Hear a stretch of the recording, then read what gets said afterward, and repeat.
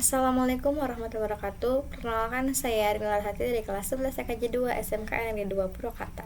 Di video kali ini saya akan membahas tentang mikrotik dasar.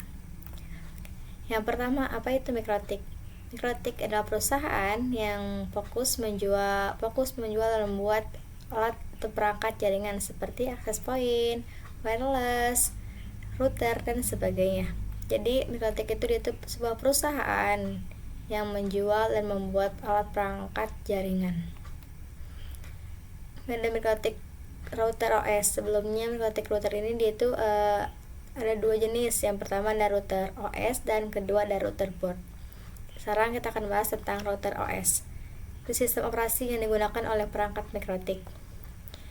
Nama itu dapat diinstal di PC atau sebagai VM virtual machine. Dari install di PC ini kita bisa mengcustomnya. Yang kedua ada standalone operating system berbasis Linux versi 3.3.5 kernel.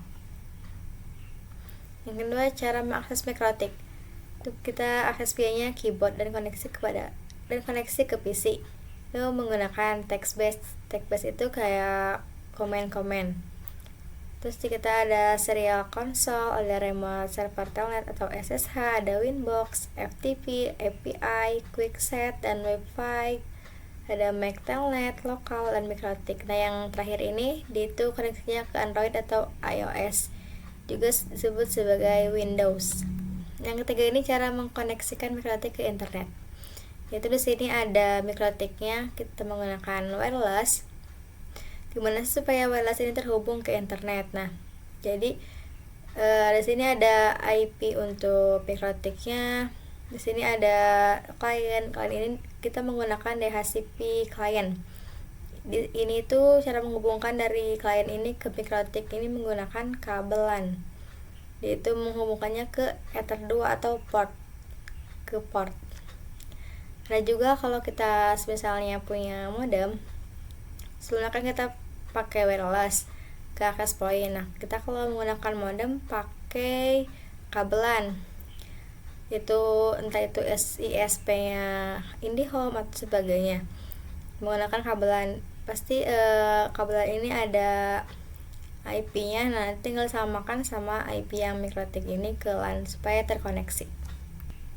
Yang ketiga adalah router board. Itu firmware yang bertanggung jawab untuk memulai OS pada perangkat router board. Ada dua tipe dalam router board ini. Yang pertama ada main dan backup. Nah, main ini berfungsi untuk update router OS, sedangkan kalau backup digunakan untuk merecovery router OS ke semula jika dibutuhkan. Nah, kali ini ada backup dan restore.